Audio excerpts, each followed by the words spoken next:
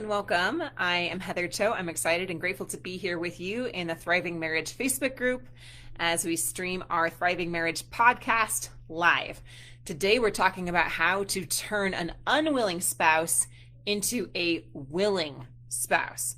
How to take a spouse that is completely checked out, doesn't want to work on things, and encourage them to be willing to give the relationship a try and be willing to work on it with you. So leave a comment if you can see and hear me okay as you're watching me live. I always appreciate the feedback, and let me know what you are going through with your marriage right now. Is your spouse willing to work on the marriage with you? Are they not? What has happened and what has caused things to change or shift for you? All right, and now I'm going to do our client win of the week. Let me pull it up really quickly. And this one comes from an anonymous person. She is one of our clients, and she said, I wanted to share some encouragement to you all to please don't forget to work on this program. I'm 3 months into reconciliation, and what I learned from this program has kept us on the reconciliation road. The ways I've learned to listen, to respond, and to solve problems in the right order has been crucial to the recovery of our relationship. Reconciliation is a hard road, and the work doesn't suddenly stop when reconciliation begins. Please make the most of what you have here. It'll make a difference regardless of your relationship outcome. And what I really love about what she shares here is to solve problems in the right order. And so that's what I'm going to share with you guys today. It's all about what do you do when your spouse wants out. One of the biggest mistakes that you can make is solving problems in the wrong order. So first I'm going to talk about what not to do, and then I'm going to do something a little bit different. I'm actually going to go to some of the questions that I've seen posted over in the Facebook group over the holidays. And Happy New Year, by the way. And I hope that this is a truly prosperous, healthy, and happy year for you and your family, and a successful one for your marriage. All right, so let's go into what most people do. What most people do when their spouse pulls out is usually go into freak out mode, right? It's terrifying when your spouse says, I don't want to work on this. I don't want to be with you. I'm in love with someone else. Maybe I love you, but I'm not in love with you. And if that's what you're hearing from your spouse, leave a comment, because we'll share with you exactly how to address that situation in depth, specific to you. So when you're in freak out mode, what happens is you start to go into fight, flight, or freeze mode. And it's just a biological response that happens, and it happens to all of us. And it clouds our thinking. It makes us very stressed, hard to sleep, hard to concentrate at work, hard to think about anything else. And sometimes it just feels like everything is falling apart, right? And when we're in this state, our reasoning part of our brain is almost completely turned off. There's like very little blood flow to that part of our brain at all. And we tend to react out of instinct. We tend to behave in very low value type ways. It's all about ourself. And we go into what we call our push versus pull. If you guys have heard this before, it's always important to check in. Am I doing any of these behaviors? Because like 99% of the time when people come to us, they're doing at least one of these at some level. So it's really, really common to make these mistakes, but we're going to show you why they're a mistake and how they're going to have your spouse not want to work on things even more with you. So the first one is demanding that they work on the relationship with you.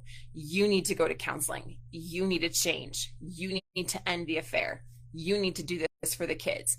You need to honor your marriage vows, right? And we make these demands of our partner. We say, you need to change so that I can feel better. You need to change so that we can go back to the way things were. And the problem is, if they're already completely checked out, well, what do you do when you've already made up your mind about something and someone tells you, you have to do this, right? What do? You dig your heels in even more, right? I know I do. My husband can attest to the same thing, right? And so if they're going to be digging their heels in even more, it's not going to create an opportunity for them to want to come back to you. They're going to become even more unwilling to work on things. And what you're really signaling here to them when they're saying, I'm done, I want out, I am not willing to work on things, and you're saying you have to, is to them, they are not feeling heard. They're not feeling understood. They're not feeling like you are respecting their desires. Now, I understand that you probably feel the very much same way, all right? And we'll go into what to do about that in the next part of this training together. So do not make the mistake of making demands that your spouse work on things with you. The second one is going into manipulation. And as we know, this can look very subtle, or it can look like really upfront, bold types of manipulation. So the more upfront, bold types of manipulation would be like making threats, like I'm going to take the kids from you, or I'm going to ruin your credit, or if you go be with that person, then I'm going to go be with whoever I want to be with and do whatever I want to do, right? And we make kind of like these threats to hope that they'll come back to us. The more subtle forms of manipulation can come about a little more passive aggressively. We might pretend that someone is talking to us on social media, or we might pretend that a coworker is interested in us to try to get our spouse jealous. Like, these are ugly things that we do, but we do them, right? Let's just be honest about it. And we try to like manipulate our spouse. Sometimes we'll give them the silent treatment so that they'll want to talk to us, or like we do these different mind game type things. So if you're doing any mind games, what you're trying to do is manipulate your spouse's behavior to the one that you want. The problem is that no one ever wants to be manipulated. And the other problem is that you actually don't want your spouse to come back just because you manipulated them, right? I know how scary and how desperate it must feel. And I can relate when your spouse is pulling away, right? Not to the point of divorce for me, but in emotional reasons and other things. And so we clam up and we are like desperate to try to get them back. And so sometimes we act in these low value instinctual behaviors, right? But what happens is if they even came back to you right now, just because you manipulated them, is that a healthy, sure foundation? And is that going to provide good, lasting results for your relationship long term, right? Just think about it for a little bit. And then the other one is begging, pleading, manipulating, right? So we talk about the manipulating. Now let's go into begging and pleading. So begging and pleading and acting out of desperation is like, please don't go. Please don't leave. Please, please, please, please, please. I'm begging you, give me another chance. And I'll do anything, right? And how many times do we tell our spouse that? Why this doesn't work is because it does not feel safe to your partner when you are coming at them with so much fear and so much desperation. Again, it's all about you, and you're not hearing them. You're not trying to understand where they're coming from, and you're not respecting their decisions. Okay. And then the last thing is freezing and doing nothing out of fear. Sometimes we don't know what to say, and we're so afraid to say what we really think or how we really feel, or we're afraid of saying the wrong thing that we end up doing nothing and we freeze out of fear. So let me know in the comments, which one of these are you in? What kind of the choices are you making right now with your spouse? Are you in any of these kind of push methods where you're trying to push them to come back to you? Okay. And if so, remember, it's very normal. It's very natural response. But what happens is that it only pushes your spouse further away from you. And what we help our clients do is to draw their spouse back to them like a magnet, so that they want to work on the marriage with you. They are willing to work on things with you, and they want to be with you. And commitment, deeper levels of trust, intimacy, and connection are the outcome. All right. So that's what not to do. And I was just sharing that with one of our group members here. And I'm going to go to his question here. He said, I lost it. Shoot. I had saved it on my screen and now I don't know where it went. My apologies. I thought I had it all ready to go. I think I've got it. Here we go. All right. Okay. I need some advice here. He says, my wife and I have been separated for 2.5 years or so, and she had another boyfriend for most of the time. We have been split. She was living with him, but recently they split, and she has since moved all her stuff back in over here at our place. She stays here in between our oldest daughter's house. What do I do to win her back? Or how do I take all this? I enjoy having her here and would love to try to work things out. And what I had shared with him is that this is a highly crucial time if you're wanting to get back together with her and you want to make sure that you're avoiding any of those push behaviors, right? Pushing for commitment or connection too soon. This is all about solving problems in the right order. just like our client said at the beginning. She said it was so helpful to learn what behaviors were the right ones to do and what problems to solve in the right order. In our PATH method, PATH starts with hitting the pause button, having them no longer pull away from you anymore. Now, that does not mean that they're fully committed and coming back to you. It just simply means that they stop actively moving towards divorce or moving towards another person. It's like right now, you're like a train and the train is heading towards the cliff, okay? You've got all this momentum going. We cannot slow that momentum down and immediately turn it to go in the other direction, which is back in a healthy manner to you, right? We have to hit the brakes and slow down the momentum of that train before we can get it to change directions. Make sense? And that is why it's so vital that you start with hitting the pause button. After you hit the pause button, now they can start to take some steps towards you, which is our step 2. But step 3 and step 4, which are connection and commitment, are the ones that most people push for right off the bat. Their spouse is pulling away, and they go into all those behaviors we talked about. Hey, come back to me. Hey, let's work on our relationship. Hey, let's go to counseling together. Come back to me. And I'm begging you and pleading you, manipulating, demanding, or I'm freezing, right? You want that connection. You want that commitment right off the bat. But if you push for that too soon, it's going to backfire and it's only going to have them pull further away from you. All right. So what we want to do is make sure that we are listening to our spouse, that we are understanding where they are coming from, and that we communicate that I see that this is true for you. And I see that this is where you are at, so that they aren't telling a further negative story about us, that you're not listening. You don't care what I want. And so I'm just done. Like I'm even more out of it. I'm telling you I'm leaving and you're like begging me to come back. You're not even listening to what I'm wanting, right? So becoming a safe place for them to share is going to increase their willingness to want to work on the relationship with you. In our last podcast episode before the holidays, Marc and I had shared, how to increase commitment and how to have healthy levels of commitment in your relationship. And we spoke a lot more to an already healthy situation. And so we had heard a lot of feedback from you guys sharing how you wanted us to go deep into, well, what do I do when my spouse is completely checked out and not willing to work on things? And so we're going to go deeper into that with you guys right now.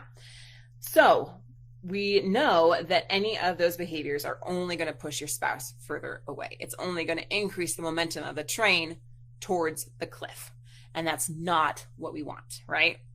So it's really important that we do that pull method, which is all about drawing them back to you naturally like a magnet, creating safety in the relationship. One of the biggest things that we do as we're hitting the pause button, having them start to take steps towards you, is reducing the tension. And a lot of that honestly comes by simply stop doing all the things that are damaging the relationship anymore. And you actually may not realize what some of those are. You may have an idea of what some of them are, but you may not even realize that some of the things that you're doing are inadvertently or unintentionally actually pushing them further away and could be damaging the relationship more. And that's why we come and help you from the outside perspective to see, okay, here's the things that are actually not working here, and here's what you want to do instead. So we stop giving them any more reason to rebel against us and against the marriage. That's going to help give them the ability to hit the pause button. Then the other thing that we do, in addition to reducing the tension, stopping the damage, is giving space. Now with this one, we got to be very careful in what we're actually meaning. What I mean by giving space doesn't necessarily mean physical space, although sometimes it can. That's a case-by-case situation. We don't blatantly say separation or no contact rule. We actually disagree with those kind of methods. They're very ineffective. But what I mean is giving them space, like breathing room, that you're not constantly demanding that they work on things. You're not coming at them with all this desperation. You're not giving them the silent treatment anymore. You're not doing any of those manipulative types of behaviors. So when you take the pressure off the relationship, then it gives them the feeling that they have the space that they need to no longer pull away anymore. Okay, that's what we call, hitting that, what's the word? The break. You can tell it's holidays and I'm just getting back in a group of things. We want to hit the brakes with our spouse, right? And so that's what's going to help us get there. So I'm not seeing any comments coming in. Can you guys see and hear me okay? Maybe it's just the settings. I don't know. Sometimes as I'm streaming live, I'm not seeing any comments, but let me see if anything has come in. So if you guys can see and hear me okay, please let me know. Let me know any comments that you guys have, any questions that you have, and I'll go deeper into that with you guys together. All right.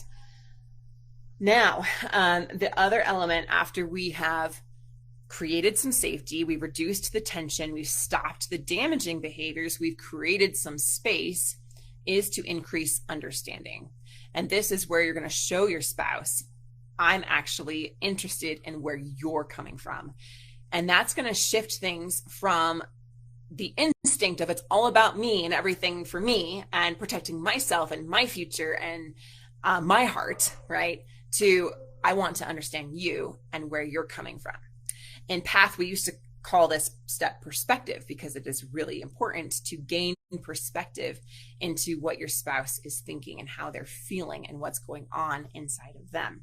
As you increase understanding, that is going to help them to realize that things are different about you and that it's safe to share things with you. You'll create that safety in the relationship, and they will naturally want to build more connection into the relationship. And that's a really important dynamic when you get there. All right. And we make sure we do that correctly. All right. Now I'm going to go to a different question here because I wanted to show some real examples from people in our Thriving Marriage group that are going through these things right now so that you can apply this to your situation and show you how this actually works. Okay. All right. Many, many good questions here. I'm going to go to one of the top ones that I really wanted to talk about here. And if you're not a member of the Thriving Marriage group, encourage you guys to join. We also have our 60-second plan group, which is amazing. It's just new and growing. All right. This is a really good question. Okay. So this one comes from a member. So I've been able to get my wife to hit the pause button and even at times take some steps towards me. But it's been the teeter-totter stage for about 3 to 4 months. She just seems like she will never really be attracted to me again or return feelings. We can't get beyond this stage and I don't know what to do. Okay. So this is a really great question. And I can tell that this member has really been listening to us and applying what we teach here because he's talking about the pause button. In fact, he has had his wife hit the pause button. So kudos to you. Great job. Most people don't get there because they don't work with us and they don't know how, but you did it. You're following our method and it works, right? So that's a huge thing to celebrate right there. So I just want to say really good job. And then even sometimes she takes steps towards me. So he's in step 2. And we also often call this the teeter-totter stage where they're kind of warm towards you for a little bit and they're willing to work on things and then they pull away. Maybe you have a great conversation and then the next 2 days you don't hear from them at all. Or maybe you go on a date and then and it's fine and then there's a big blow up, right? Or maybe they allude to something working out in the future and then suddenly they pull away and you think that they're talking to their affair partner again, right? And so it's kind of this hot, cold, on, off again situations, like 1 step forward, 2 steps back. We call it the teeter-totter effect because it's kind of like up, down, up, down, up, down. And it's actually really normal and it can be very frustrating to go through, but we try to help you guys see that it's actually a sign of progress because it means they're not completely done.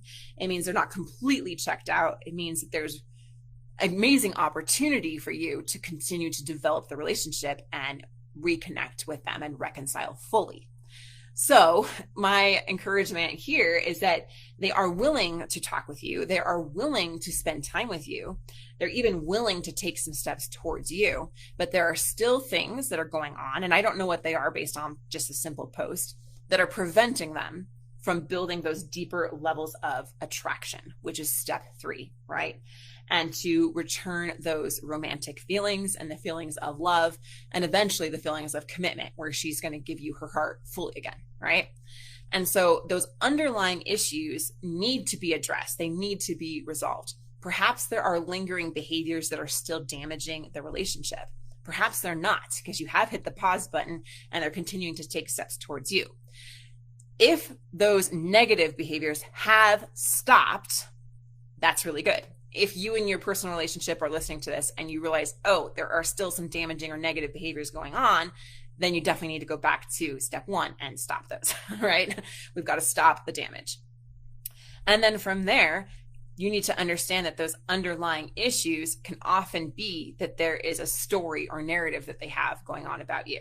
So if the behavior stopped, but they're still holding on to the old story, they're still holding on to past pain, that is why we have the path process, right? Is to help your spouse let go of their old story and their old beliefs about you, and to heal past pain and be willing to see the new you, to see you, not really the new you, it's actually who you already are, who you really are, and to accept you for who you really are and to love you for who you really are. Okay. And so there are some barriers there that I imagine, based off reading this, that are in her mind about you and about the past. And these stories that our spouse has and that we have too are built up over the past weeks, months, sometimes years, even decades sometimes, right? And so it's so important that we uncover what their story is, because their story is like a defense mechanism. It's something there that's meant to protect them from some kind of pain or to justify what they're doing so they don't feel so guilty about it. Usually, though, it's a defense mechanism of some kind. They felt hurt, they felt betrayed, they felt trust was broken, they felt uncared for, they felt like you didn't respect them in some way. And so now they have this story as like a shield to protect them from any more hurt. And now what we need to do, our job now, as you're going from step 2 to step 3, is to show them the new you, or the real you, as I really like to call it, right? And to change that story or belief that they have about you so they can see you with fresh eyes. And oftentimes what we do here is what Marc calls home messages. In fact, I know we talked about it last time in the commitment podcast episode that we did. So go ahead and check that out if you haven't yet. But home messages is where you start to tell a new story. It's better than just an affirmation, although it is kind of an affirmation. It's more like an action demonstrating the new behavior of what you want them to see in you and you want them to see in the relationship, followed up with words, okay, that affirm the action and start to create a new story in their mind over time. All right. So I'll give maybe an example of what this could look like. Now, again, I don't know this specific person's situation, so I'm just going to give a generic example. Okay. So let's say that she says, you do not emotionally support me. And I've been feeling alone for years. And I feel like anytime I try to share, you just are dismissive or checked out. Like you don't listen to me. You don't really pay attention. And I do not feel emotionally supported by you, and therefore I don't love you anymore and I want out, right? Well, now she went from that kind of a place to hitting the pause button, and now she's like starting to consider the possibility of being happy with you, right? Like she's kind of going back and forth on being with you, the teeter-totter effect, but it's scary because she's afraid, what if it happens again? What if he's only doing this to try to get me back? Like those are often thoughts that your spouses are probably thinking. Now, it could be different for you. Again, this is just a generic example I'm making up on the spot, but I've heard this so many times. So they're often thinking like, if I come back to you, are you just going to go back to the way that it was before? And I'm not going to be happy, and I don't want that. So maybe it's better for me to go over here or be with this other person or just be on my own. Like maybe this is so hurtful. I just feel like I need to be on my own and I don't want to be in this relationship anymore. Okay. So those are some of the things that are going on inside their head.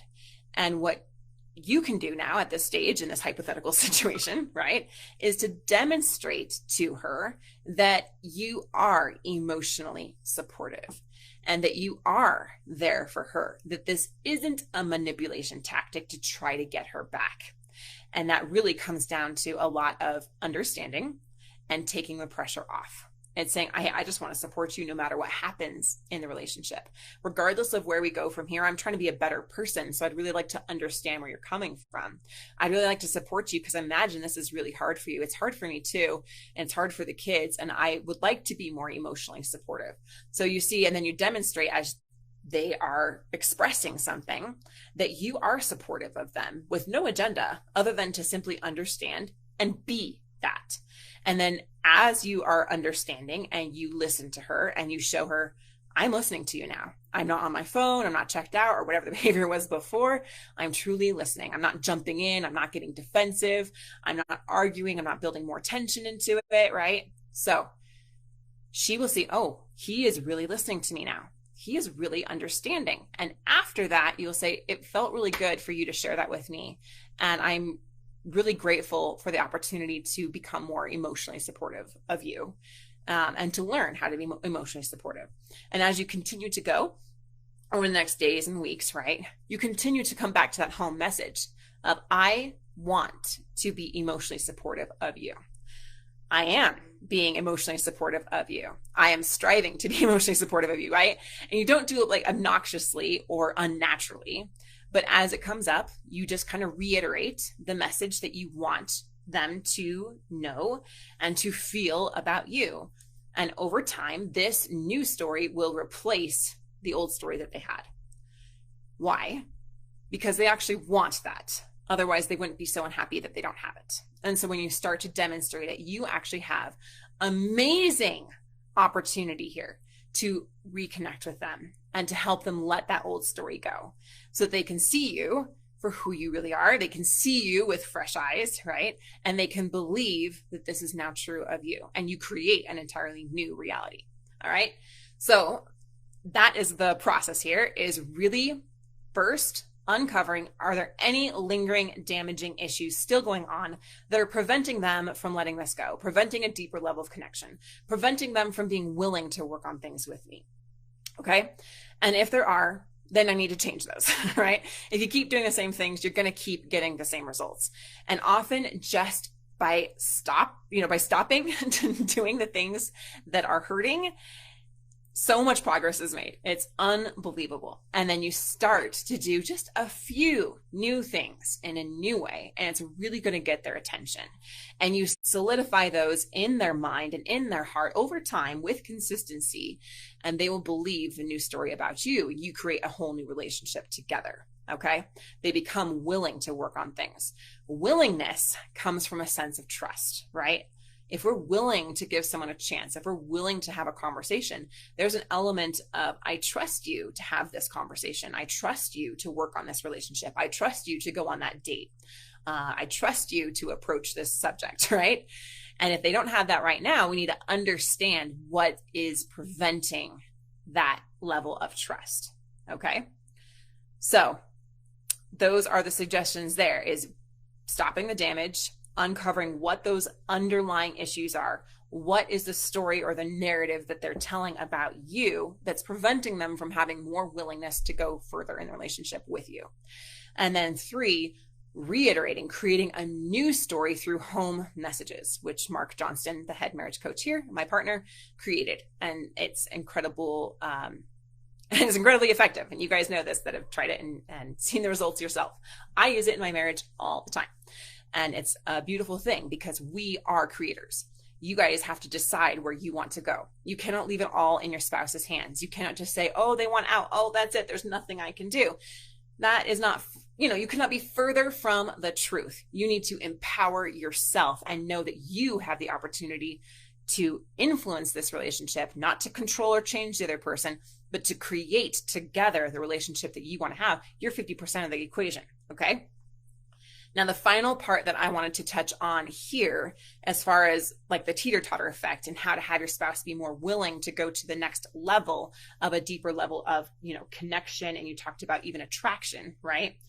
Is really to focus yourself. Like, this is your job. I want you to own your own choices here and step into your own empowerment. And this is true for every single one of us. Okay. In all aspects of life, but especially concerning your relationship, is to focus more on what you're desiring to create than what you're trying to avoid. I just literally wrote this down like an hour ago as I was meeting with my mentor, and he said that. So this goes off to Daniel Adams. He said, focus more on what you're desiring to create than what you're trying to avoid. And I thought, how profound, because most of the people I talk about are so fixated on the things that they want to avoid. They want to avoid divorce. They want to avoid broken hearts. They want to avoid them going out with their affair partner. They want to avoid them never getting beyond the stage. Like that's what you just talked about. And you don't know what to do. And you're focused on everything that you don't want. When, what you focus on grows, right? And so that's more than just like some mumbo jumbo. There's actually science behind that. But what you focus on grows because your attention and your energy and your efforts go into that thing. In NASCAR race car driving, I guess, and the training that they do, they teach their students not to look at the wall, their drivers, right? Because if they look at the wall, because they're afraid to hit the wall, like wall is death when you're driving at those kind of speeds. So you cannot focus on the wall. If you do, you're going to steer right into the wall. What you want to do is focus on where you are going and what you want to create. So focus more on what you're desiring than what the thing is that you're trying to avoid. All right. Create that home message, create that story, that narrative about the relationship that you want, and back it up by action. All right. So that is going to help your spouse be more willing to want to work on things with you. As you stop the damage, as you try to understand where they're really coming from, as you resolve the deeper issues underneath the surface, and as you create safety in relationship and a new relationship that you both really want to have. All right. All right. I got a question here in the chat from Lane. Hi, Lane. Hi, Donovan. Absolutely. So what's the best way to create more connection? So that's a great question, but it's really, really broad. So if you want to give me your specific situation so I can help you understand what to do with where you're at and how to create more connection, that would be awesome. All right. I'm going to go to another question that I got here in the group. All right. I did see Donovan's question. And now that you're on, if you're still on, I'll ask you a question about it because I was a little confused. So Donovan asked earlier, what course of action do you take if there's already another man involved with your former partner? I'm afraid of them getting used, and I already know I'm the better man. But do you confront them? Do you ignore it? Advice, please, because we had been together for 13 years. And this fling can't be more than a few months at most. So Donovan, question for you. When you're saying I'm afraid of them getting used, I'm assuming that you're saying your former partner. Are you still in contact with them? Are you married or not? Are you fully divorced, right? What's going on with that? And you're wanting to get back together with them is what I'm assuming from this question. And so if you can answer some of those in the chat while I'm going on to the next one, then I can come back to it. Okay. Awesome. All right. Another great question here. Me and my husband seem to struggle with communication. Every time we get into a fight, there's often no resolvent. We will take space. One of us will run errands or go in the other room for a couple hours and then just end up not speaking to each other all day, sometimes leading into the next day. We both seem to want to stand our ground. No one wants to give in or apologize. I'm trying to get my point across to him by showing him I'm not okay with his behavior and don't want to be the one to break the ice. Otherwise, he'll think it's okay to do it again. And he is so stubborn that he'd rather keep silent than try to repair the fight. Usually a day or two will go by and we will slowly start talking again, and it just gets brushed under the rug. All right. And so it goes on a little bit about how he snaps so easily. And then she puts her foot down and says, don't speak to me that way. But he'll say, I've already answered your question. Don't ask me the same question over and over. It's annoying. Okay. This has been an issue in our relationship, but I feel like lately it's gotten worse and he just doesn't have any patience. I'm not sure how to deal with this. All right. And so advice here, this doesn't feel healthy right now. She says, I don't know who else to ask. I'm just struggling with this. Awesome. Yeah. And so this right here is almost the narrative of my relationship like 7 or 8 years ago. All right. And so this is not on the verge of divorce type of situation. However, these are the issues that if not handled correctly, if you don't learn how to open up communication, how to resolve these issues, will lead to that more often than not, right? You can see where it's going to go in the next 3, 5, 10 years if nothing changes. right? The distance is only going to grow more between you. The tension is going to grow more between you. And you're going to go into what I call an intimacy withdrawal cycle, where you don't feel understood. You don't feel heard. You don't feel like he's apologizing or changing. So you're going to withdraw from him in some way. It might be physically, you're not going to want to touch him. It might be emotionally. You guys are already doing this right now. You're withdrawing from each other for several days at a time, and never really coming around to address the issue again or to resolve it. So then as you withdraw, even if it's sex or if it's connection, if it's talking to him in some way, then he's going to feel that and he's going to withdraw even more. And then you're going to withdraw even more and more and more and more and more until you get to the point where one of you is done. Right? Or maybe both of you are done. And you're both going to be really unhappy with the whole situation, right? We can see where this is going. And I want you to know, and everyone here, that it's really not your fault. I'm not saying you don't have accountability here, but what I am saying is that we are not taught how to have a healthy, functional relationship. We are not taught it. And if you're not taught how to do something, how can you be expected to do it right? Right? If I am not taught how to speak Spanish and I just pick up on the few words that I heard and go to Mexico and try to communicate, I'm going to fail miserably. Agreed? And so, because you are not taught, give yourself some grace, because it is not taught to you in, the home that you usually grow up in. It's not modeled to you by your friends or your family members. They don't have healthy, functional relationships. It's not modeled in our society or our culture. We're not taught these things in school. There is no manual that you're given, here's how to have a happy marriage, right?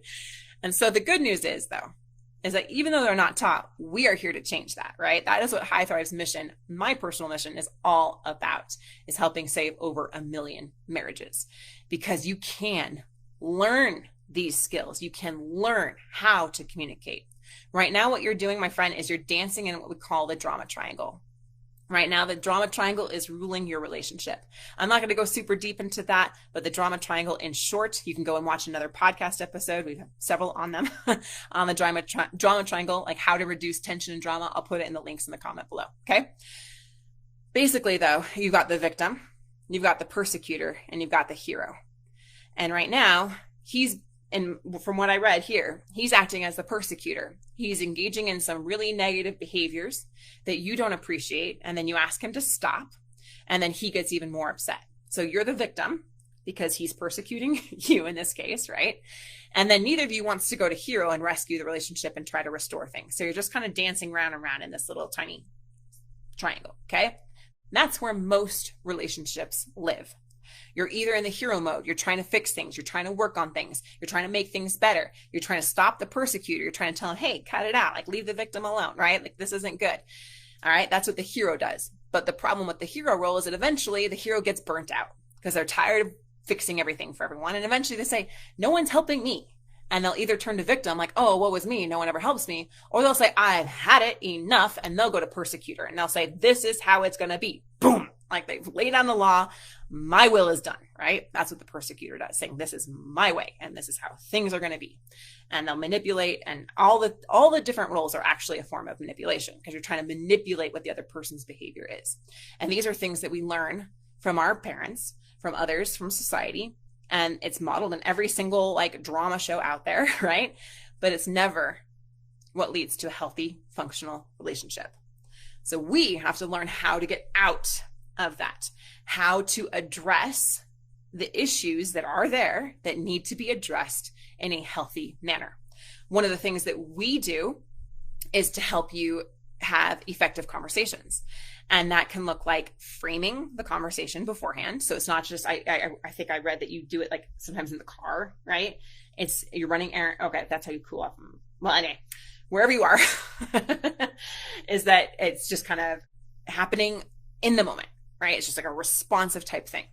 And when you frame the call, you're actually coming back to the conversation at agreed upon time, and you're setting expectations around the conversation so that it is a place of safety where issues are addressed in a healthy and respectful manner.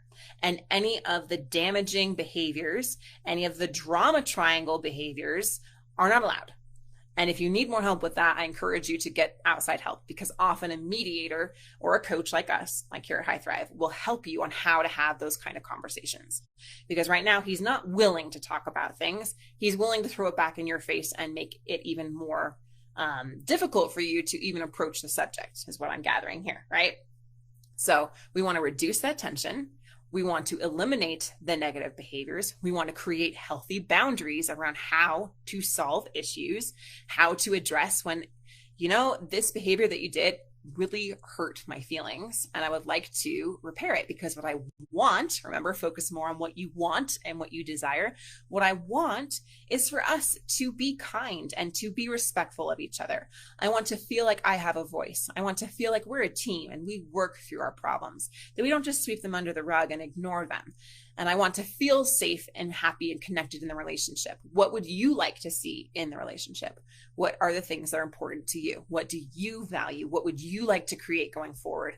And then what happens is now you're no longer in the drama triangle, because you're taking accountability for your part and you're going to be creative, creating the relationship that you want. Remember, focusing more on the things that you desire rather than the things you want to avoid. Okay. And when you're a creator, you're no longer in the drama triangle, and you can work together as a team, which is the next part of getting out of the drama triangle, with collaboration. You're working together now, and now it's you two together against an issue. Instead of you and him against each other, it's you two against this issue. Much more powerful, healthy, harmonious place to be. Issues are always going to come. They always are. So we have to learn how to repair the relationship when damage has been done. We need to know how to address the issues, how to work together and solve them as a team.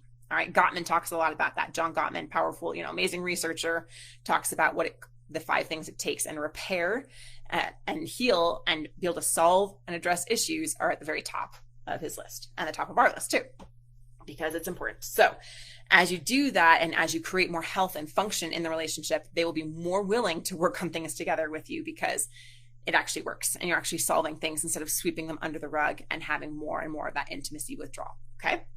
All right. I'm going to go back here to the chat. I don't see any more questions from Donovan, so maybe he got off. Darn, I was hoping to get a little more clarity there. I would love to message you or talk with you over in the Facebook group. All right.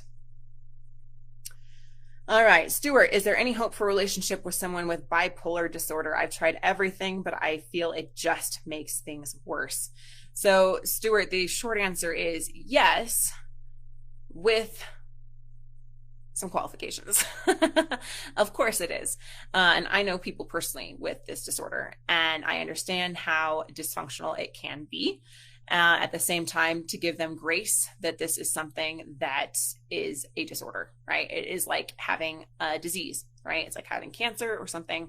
It's a disease of the brain, and it's not functioning at its best self, right? And so I understand that this can be really, really hard. It really depends a lot on their willingness to get help, professional help, medication if needed, and their willingness to work on things as well. And so there's things that you can do to create healthy boundaries, or even around their different behaviors that they do, right? To say this is okay and this is not okay. The worst thing to do is just kind of coddle it or ignore it or get explosive or blaming and all those things, right? That's only going to create more dysfunction. So we can guide you on that. We do not specifically work with people with bipolar disorder, but we have clients whose spouses or even themselves do, but it does require an extra level of expert guidance, of course, right? So if you feel like everything you do just makes things worse, then it would be wise to have a conversation about what those things are, why are they making it worse, and what can you really do in your situation. Okay. I'm going to go back to Lane's comment earlier about what's the best way to create more connection. If your spouse doesn't want to share information or even deflect discussions and be abrasive, how do we break down walls and create connection? So, Lane, one of the most important things to understand is that if they're not wanting to share information, if they're deflecting, right? If they're even abrasive, right? Like you mentioned, they've got these walls. There is something that's driving that behavior. There's a reason why they are doing those things. One of the greatest challenges of everyone I talk to that's working on their marriage is that we tend to focus on the behaviors that are causing us the pain.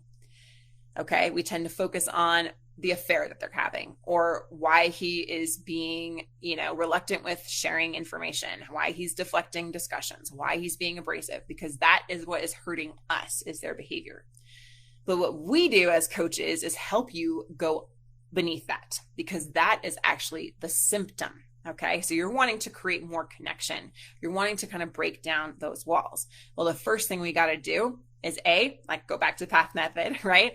We're going to hit the pause button. We're going to take the pressure off, because right now, when someone has a lot of walls up, they have them up again for a reason.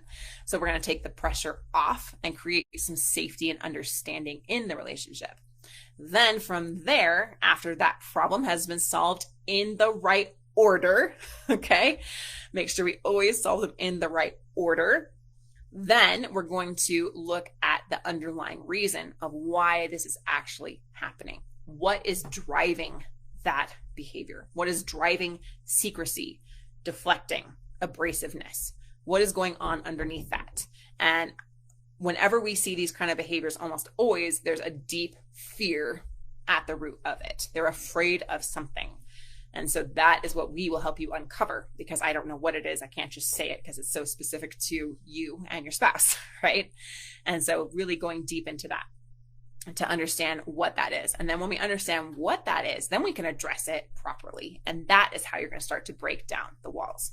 The first thing, though, I can tell right off the bat is you're definitely going to want to take the pressure off, increase understanding, make things safer. That is going to get you much further than trying to push things, trying to press for things, trying to resolve the issue right now. That would be the wrong order. And that's what most people do. So you want to take the pressure off, increase some understanding, and then talk to an expert that can uncover exactly what's driving that behavior. All right. If you guys want our help with that, go ahead and leave a comment saying me in the comments below, and we will send you the 4 steps on how to get your spouse become more willing to save the relationship and work on the relationship with you. All right, Lane asks here, what's the best way to take the pressure off?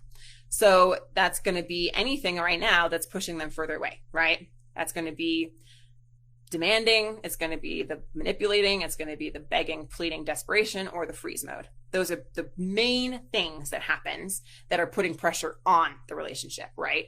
That is what we call the push method, right? So we want to stop any of those things and kind of back off from anything that you're doing that is causing his walls to go back up.